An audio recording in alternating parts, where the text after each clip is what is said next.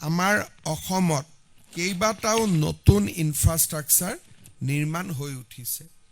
আপোনালোকে জানি আৰু ভাল পাব যে এছিয়ান ডেভেলপমেণ্ট বেংকৰ লগত আমাৰ এখন চুক্তি হৈছে। কাম 2 এদিনতে আৰম্ভ হ'ব।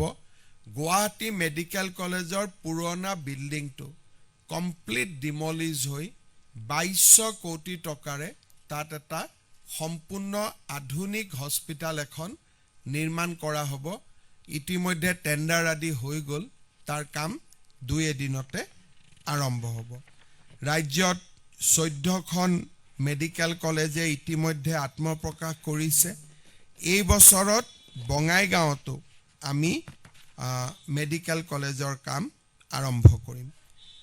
উদ্যোগীকৰণৰ দিশত যোৱা বছৰটো অসমৰ বাবে এটা মাইলৰ খুঁটা হৈ ৰ'ব।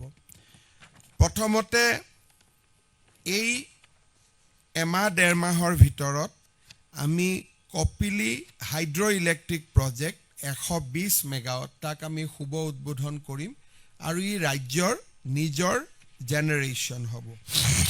ইয়াৰ লগতে আমি 350 মেগাৱাট সোলাৰ পাৱাৰ আমি নিজে উৎপন্ন কৰি আমি গ্ৰিডত দিব পাৰিম। তাৰ প্ৰজেক্টখিনিও এই এমাহ 2 মাহৰ ভিতৰতে আমি আৰম্ভ কৰিব পাৰিম।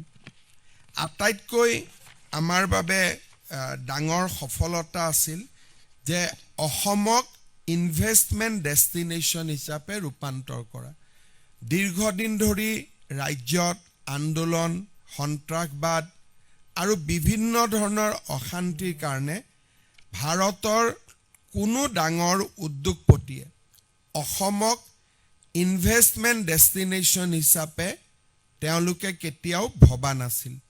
কিন্তু আজি আপোনালোকে জানি ভাল পাব যে এই বছৰ ডেভছত ৱৰ্ল্ড ইকনমিক ফৰামৰ যিখন মিটিং হয়, য'ত নেকি ভাৰতে নিজৰ আটাইতকৈ ভাল ৰাজ্যকেইখনক প্ৰজেক্ট কৰে।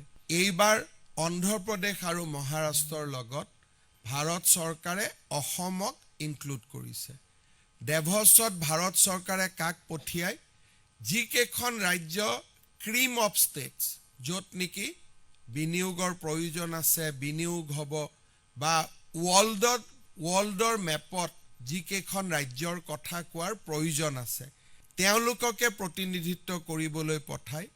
এইবাৰ ভাৰত চৰকাৰে অন্ধ্ৰপ্ৰদেশৰ মুখ্যমন্ত্ৰী, মহাৰাষ্ট্ৰৰ মুখ্যমন্ত্ৰীৰ লগতে মোকো ভাৰতীয় দলত তেওঁলোকে পঠিয়াইছে, যাতে ডেভছৰ ৱৰ্ল্ড ইকনমিক ফৰামত আমি অসমৰ বিষয়ে কথা ক'ব পাৰোঁ, যিটো নেকি ইট ইজ এ হাইয়েষ্ট ৰিকগনাইজেশ্যন যে আমাৰ দৰে এখন ৰাজ্যৰ বিষয়ে বা আমাৰ ৰাজ্যত উদ্যোগীকৰণ হ'ব পাৰে, আমাৰ ৰাজ্যত ইনভেষ্টমেণ্ট হ'ব পাৰে, তাৰ বিষয়ে আমি কথা কোৱাৰ সুযোগ পাম। আৰু তাতে বহুতো বিনিয়োগকাৰীৰ সৈতে আমাৰ আলাপ আলোচনা হ'ব আৰু যোনে নেকি আমাৰ অসমক লাহে লাহে উদ্যোগীকৰণৰ কেন্দ্ৰবিন্দুলৈ ৰূপান্তৰ কৰিব।